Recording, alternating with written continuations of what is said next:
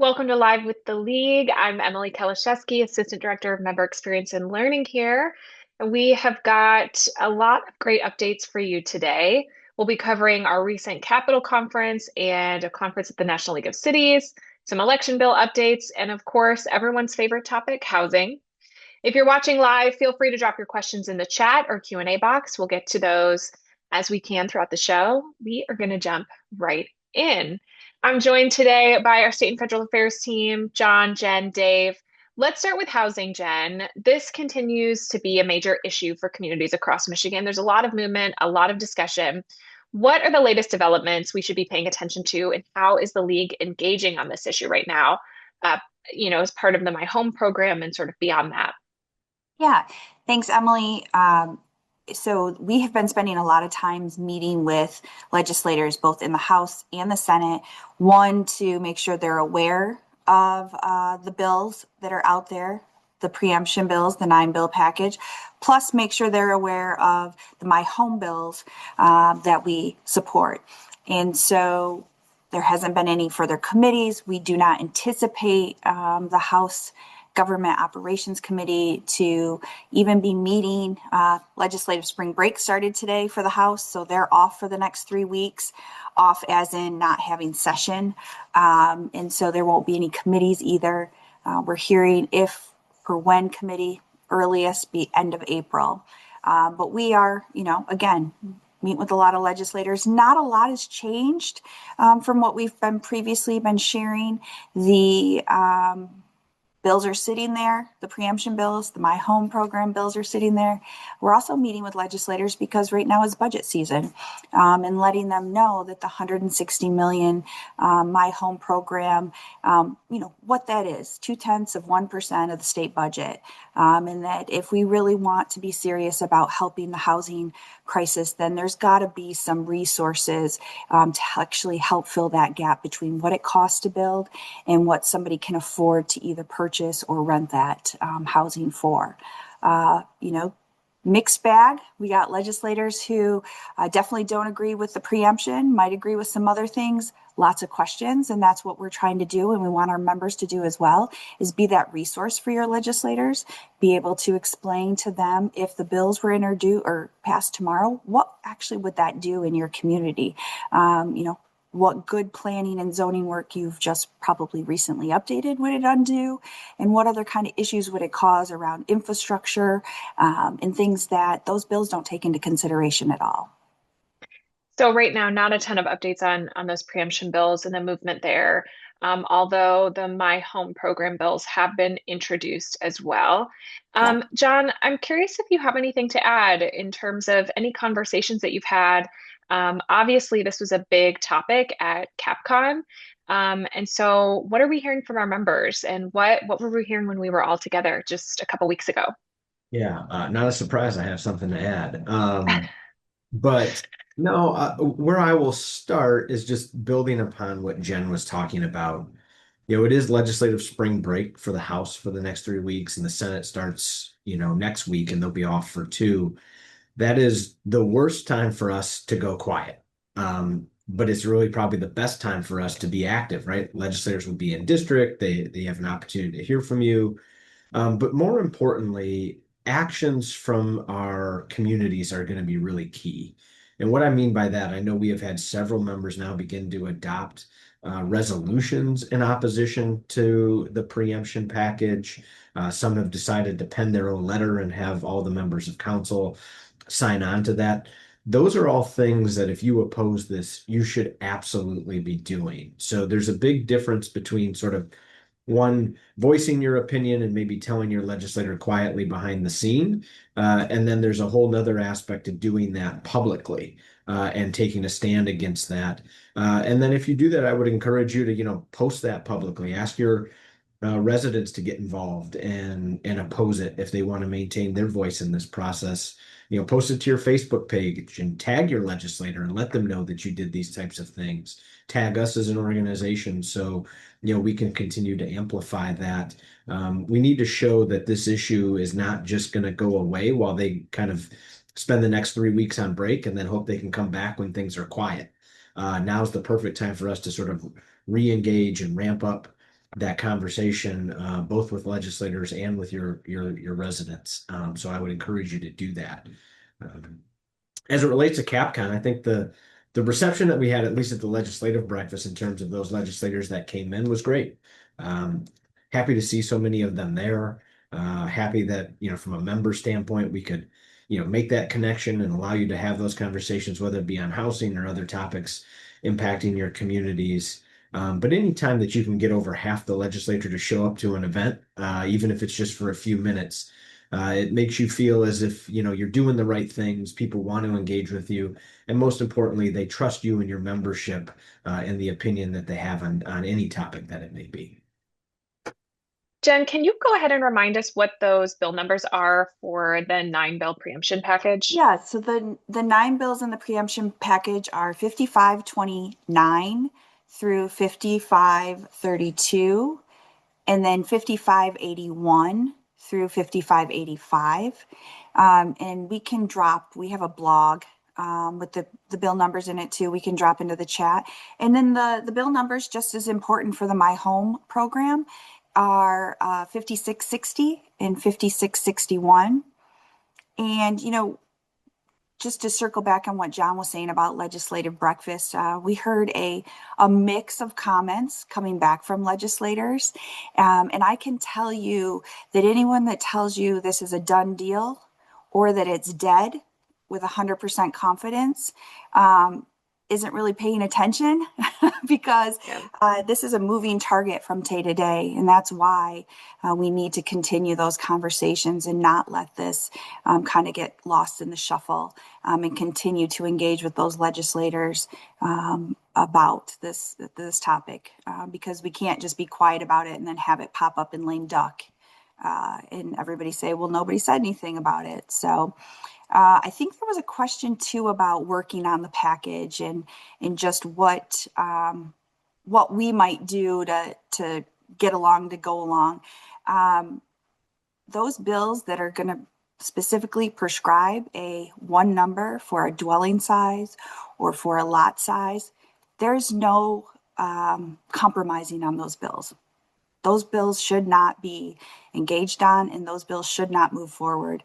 There's not some magic number we can find that's going to be a lot size that works for every municipality or every residential lot across the state. So there's no compromise on those bills. That's just bad policy, period.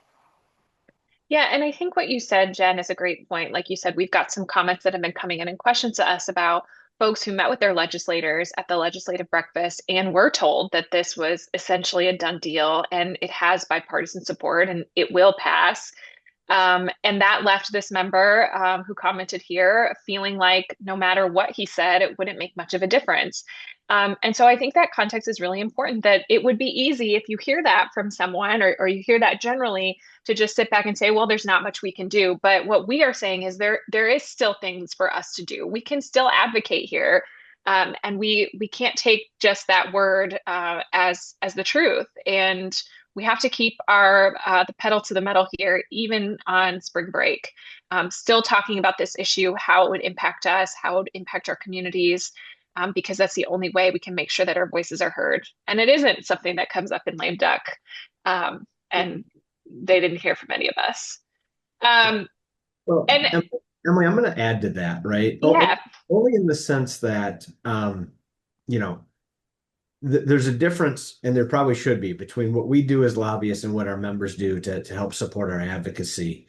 And we are used to, as lobbyists, sort of the ebbs and flows or the roller coaster effect of legislation, particularly on big topics like this. And there will be moments where we feel as if, hey, we're making real progress and the momentum's with us. And then, sometimes the next hour or the next day, it seems as if something happens and some of that momentum goes away. That's normal on big issues like this. We have to remember that there are, other entities out there advocating, um, for this to take place and putting a lot of time and effort and energy and resources behind that. And we need to make sure that our members, which are always our best advocates on the ground, continue to help us push back on that, even when it may seem frustrating, even when it may seem, as if somebody may not be listening or may not fully understand what the ramifications are. So much of what we do is about educating. So much of what we do is about truth telling, right? Ensuring that Mhm. when people look at certain issues and they think it does one thing, we tell them what it actually does and what it actually means on the ground. And I can tell you just by experience, and Jen and Dave would echo this, legislators will move, right? Not all of them, but a lot of them will listen. And if they hear from us enough and we begin to set the facts correct on this, that all plays to our advantage, right? And we Mhm. also have to remember this isn't a one chamber strategy, right? Right. A lot of people want to talk about these being House bills, being in the first chamber and focusing, on our House member. We need to continue to talk with our senators as well. And we also cannot forget the governor. I mean, the governor in her State of the State address was pretty clear about wanting to see something on these bills happen. We need to let her know as well that this is not the appropriate action. We will continue to do that, as an organization on your behalf. We'll continue to provide you with updated information. I know just some of the initial resolutions that have been adopted. I think we'll be able to get those out so people can look at those as samples and we can post a blog on that. I know there's a particular community doing one tonight, and once we get that in, we'll probably have 3 or 4 that we can share as good examples for people to replicate or at least utilize as a good example. So we'll do that. But the key here, more than just about any other issue I've worked on in my time, is going to be that sustained effort. Mhm. It's March. The year already seems to be moving fast, but in our world, it's still a long ways away from being done. And so we can't get discouraged by the ups and downs of the process. We just got to continue to stick at it, and I think we can be successful in this. Yeah, John, if I could just again piggyback off of what you've said, I agree entirely. But like the number of conversations we've had where lawmakers have simply said that they're lobbying internally, their own members and caucus members to simply not allow this to be brought up. There's so much of that conversation going on right now, and it's all because of members reaching out and stuff. So a lot of the discussion around having bipartisan support for this, perhaps there's some validity to that, but that doesn't mean that anybody wants to see this come up in certain caucuses. So keep that in mind. Yeah, we've Right. actually had 3 different reps that were co-sponsors on some of the preemption bills pull their names off over the last couple of weeks since they've been introduced. And so we want to continue. And I think it's, when you talk about housing, everyone knows housing's an issue. Everyone wants to be part of the solution. And so, folks may have not read every single word in those bills. They just thought they were helping housing. And not understood all the other parameters. And so that's where you, in talking to your legislator, can ask them, why did you support these bills? And then when they respond, you're able to respond and say, okay, well, in our community, this is what will happen. And I think that opens their eyes sometimes to the reality on the ground of putting that policy into practice. And I think that's where we've seen some of these folks start to pull their names off the bills because they understand, while they want to help housing, these bills are not going to do what they thought they were. Right. And I think it's interesting that even in the chat that we can see questions that are coming in just to us as the panelists.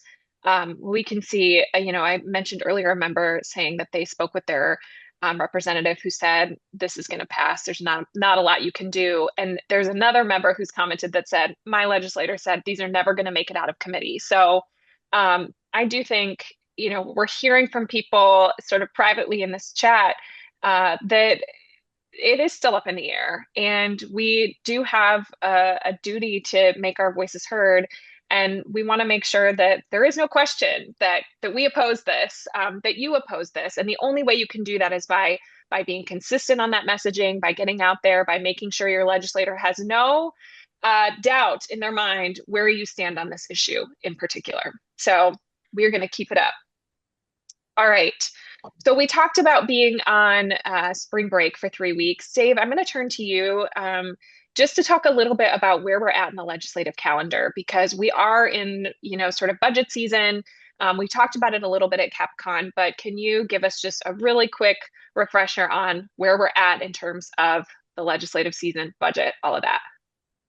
Yeah, sure. So the legislative spring break is a little bit staggered right now. So the House will be out and the Senate will be in, and then they kind of switch a little bit. So generally speaking, through that first and second week of April, you're going to see a bit of a hiatus in legislative activity. But when they come back in, you're going to start to see a real big pickup on the budget discussion. So you're going to see the House and the Senate start to kick out some subcommittee department type budgets, main appropriations committee discussions.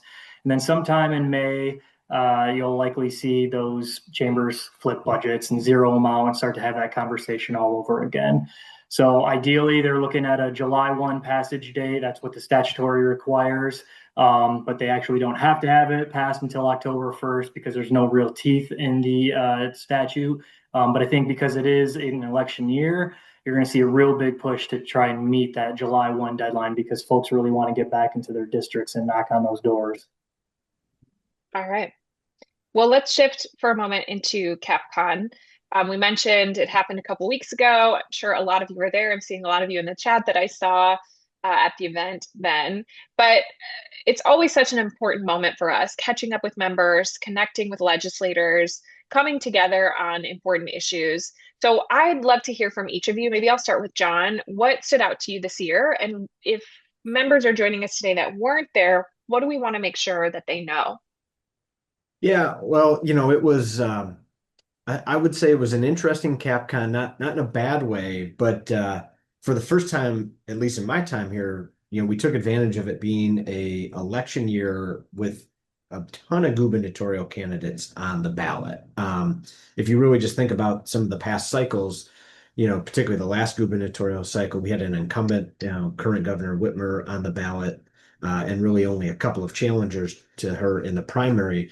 So the fact that she will no longer be in office and that we have an open primary creates a really interesting environment. And we had an opportunity to hear from several of the candidates. And it's always amazing to have them sort of talk back to back. One, you see differences in their personalities, sort of differences in their deliveries, the way that they sort of interact and read and get the crowd going. But what I will say is they were all fairly consistent and walking the line on local control. It wasn't necessarily perfect every time, but they did recognize the importance of interacting and speaking to and making local government a partner. Now, to what degree, once if any of them are to be elected, will always be, the big sort of answer at the end of the day.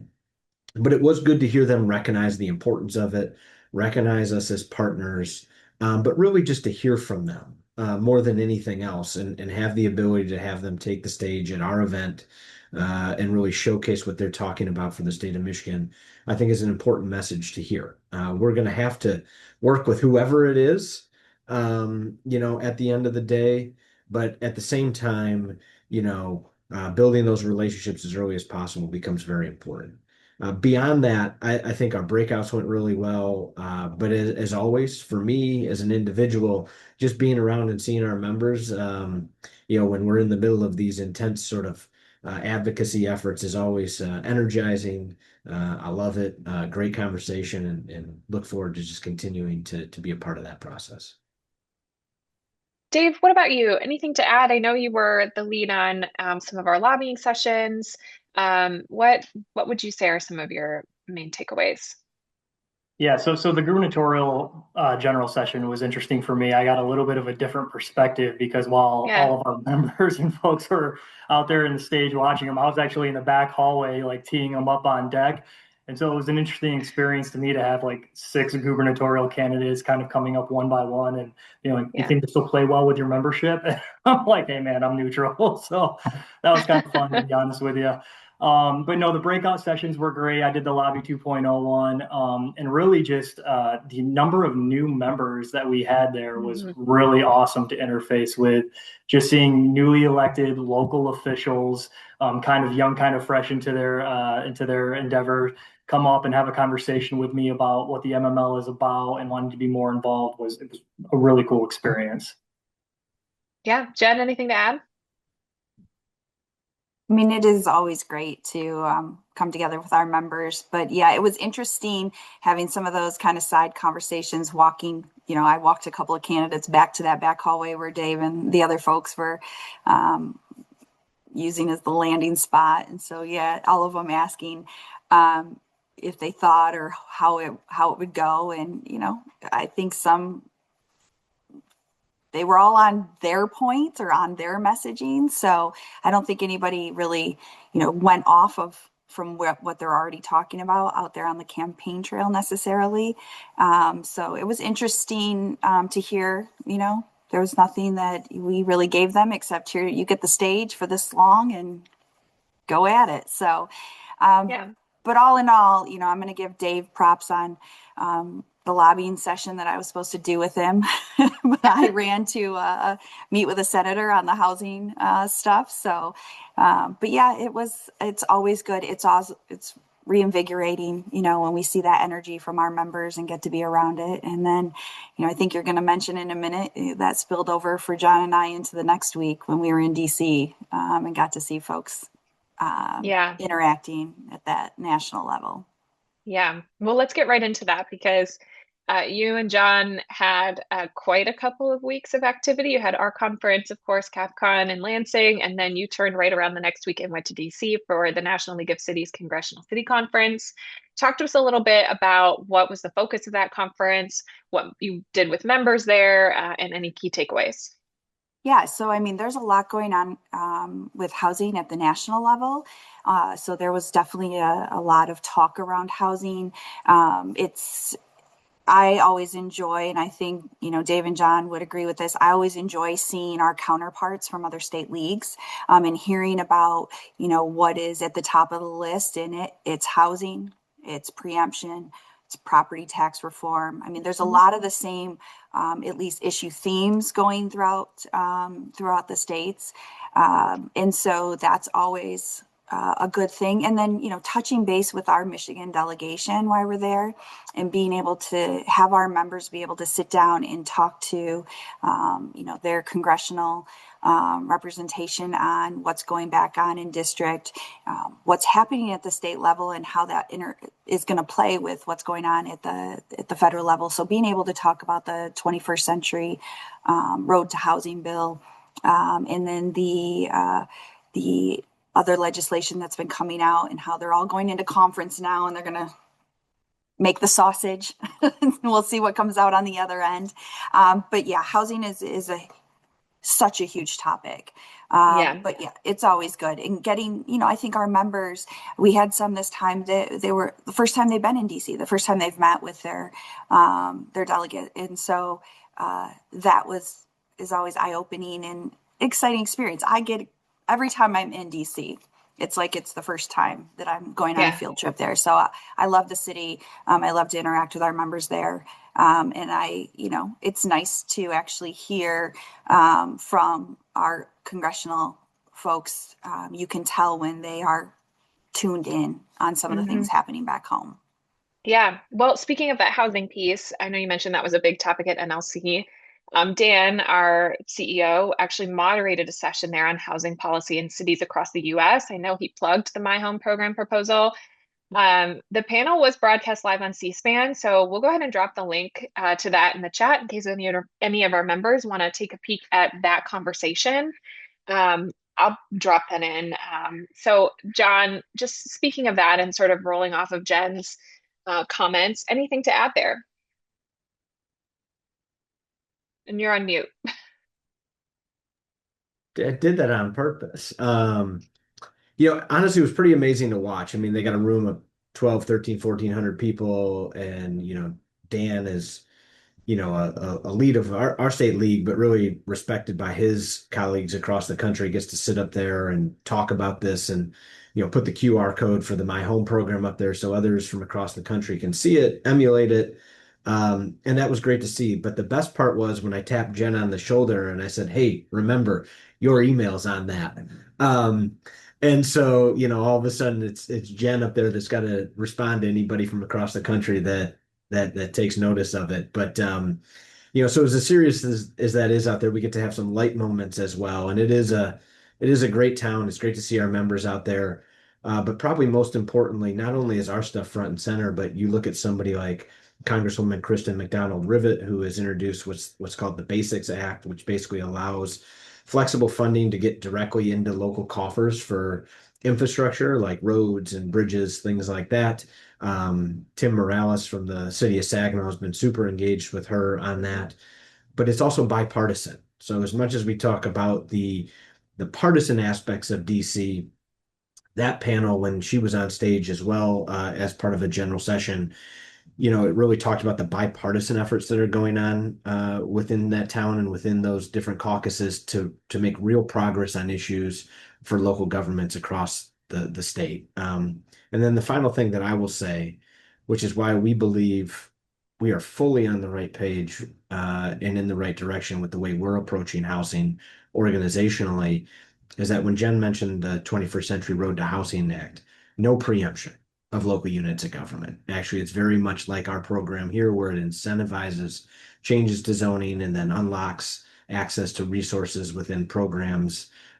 We think that's the right approach. We're actually thrilled that the federal government is taking that approach.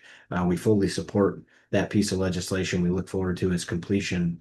And I know when we met with Senator Peters and Senator Slotkin, they actually offered to hold a webinar on it once it passed, so we can make sure that we can get that information directly to our members from the source, and we look forward to doing that once the president signs it. You mentioned you met with Slotkin and Peters, and I know some of our members are asking who else you met with. So was there anyone else that you met with from the Michigan delegation? Yeah, so we were able to meet with Congressman Bergman, Huizinga, and a few others. I'm trying to remember all of them off the top of my head, Jen. So help me out if There you. were so many. Yeah, there were several, and the way Yeah. we Yeah. do it is we Stevens. Stevens, Talib. The way we do it is based on the members that attend. We try to hook them up with their specific member of Congress and then have a joint meeting with Peters and Slotkin. So if anybody's interested in attending in the future, we'll take that same thing. So if you sign up and register for the NLC conference, us as league staff will be there to help you to and from those meetings, make sure that we get you talking points. And really try to cater to the things that you need, whether you're experienced doing that, or whether it's your first time, we're really there to help. I love that. All right. Well, I want to go back to housing for just 1 minute. It seems like the topic that keeps on topicking. We did have a question come in through the chat. So Jen, I'm going to go back to that for a moment before we move on to our next topic. This person commented, I believe that MAP is to some degree on the wrong side of the zoning bills. What can be done to move them off the ledge on this? Yeah, so MAP is the Michigan Association of Planning. And we've seen, if you're a member or your planner in your municipality is a member, there has been some communications put out. But, MAP's not the only organization we're on the opposite side of. So I think what I'm going to say could be applied to any of the organizations that we work with at arm's distance that may not be on the same side.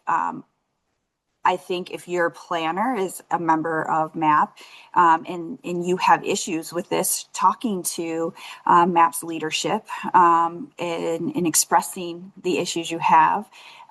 MAP has a housing platform. But a platform is a platform. It's not laying out legislative policy. So I think, again, using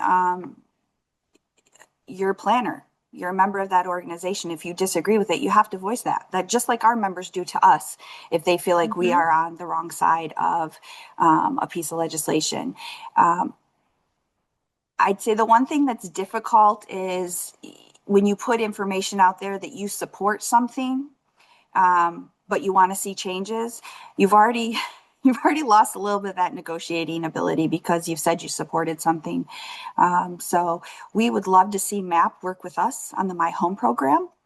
So encourage them. They have not made any kind of public statement on those bills. So we would love to work with MAP and have them help us support and push the My Home program as the way forward, the pathway forward. We don't want to compromise on bad legislation already, and you can't always make bills better. Sometimes you just have to move on, and I think that's where we're at with the preemption bills, is that there's a lot more not good than good, and so maybe trying to help give examples in your community of the stuff you've already worked on, and how the bills would impact those. But again, talking to MAP's leadership or to the leadership of any other organization that is pushing and supporting these, just in asking why. And if the response is we're pro housing, well, so we're pro housing as well. That's a very broad statement. And so getting down into the weeds and the nitty gritty with your planners, I think is your best foot forward, particular to that organization. Thanks, Jen. And others, of course. It's something you Yes. can use for other organizations who Yep. might be in a similar position. All right. Well, let's turn away from housing to close us out on the policy front. Unless any other questions come in through the chat, of course, we'll take those. But Dave, I'm going to turn to you to close us out here. We've seen some election-related bills pass the Senate recently. Can you walk us through what's included in those and what the update is?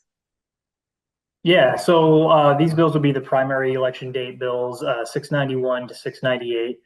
And those are really introduced as a response from our local clerks who requested them because the no reason absentee voting and early in-person voting changes really narrowed that window that they have to prepare between the August primary and November general election. And so the flagship bill 691 would eliminate the August election and beginning in 2028, move the regular primary election to May.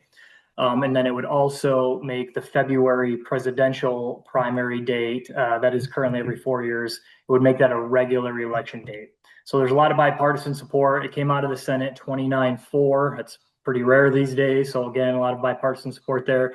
MML was neutral on the bill package. We did offer a lot of feedback to the sponsor, and that's where our internal policy committee felt comfortable landing on these. But I will tell you, Emily, that the bills, now that they're over in the House, the speaker has indicated that changing election dates really is not a priority for him. So it'll be interesting to see where the discussion goes from here.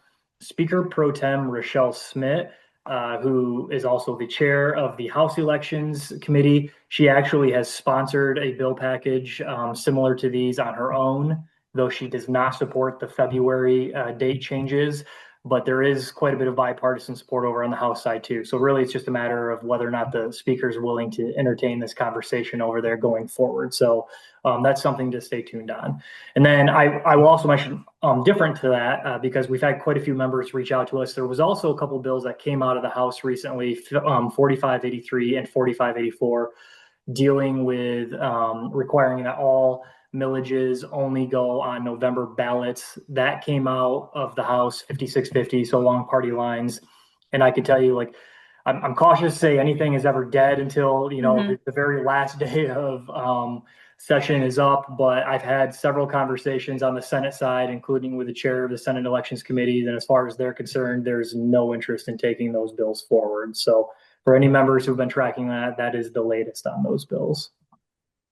And we did have a question come in about those election bills. I'm going to read it as is. Why not just 2 elections instead of 3? Yeah, there was a ton of conversation around this. The original intent going back well over a year when these conversations kicked off was that there was only going to be the 2. In fact, that is a preference that the clerks had. The Michigan Association of Municipal Clerks testified to that, as did the county clerks.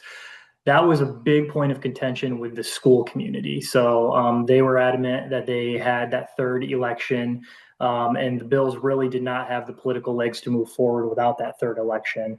And so from an administrative and cost standpoint, they wanted to take it down to 2, but recognizing the need to just move that primary election from August earlier up to give our clerks more of a runway, they agreed to continue having a 3rd election date. And the February date was because, again, we already have the presidential every 4 years. So really, you're not adding necessarily a different date and time of the month. It's just adding those 3 elections to that existing election in February already on an every year basis now. Well, thank you, Dave. Thanks to John and Jen as well. We've had some excellent conversation today, really important updates. Before we close out, if you were at CapCon, you probably saw the Elected Officials Academy graduation. This year, they had a record high 49 graduates, which is the largest cohort in the program's history. If you saw that and you're an elected official and thought, wow, I'd really like to be involved and be up there and recognized, we do have some training coming up through the Elected Officials Academy, the EOA Core Summit, which is a requirement for officials to complete level 1 of the academy, is taking place May 15th and 16th in Bay City. You can go ahead and register for that now. And if you've completed the Core Summit and you are looking to earn more elective credits and want to dive in on a particular theme or topic, the topic and theme of this advanced summit, which is taking place at the same time, May 15th and 16th in Bay City, is trust and effective engagement. That is a new agenda for that summit. So we hope you will join us then. That being said, that's all we've got for you today. We hope you have a great rest of your week. Thanks for tuning in.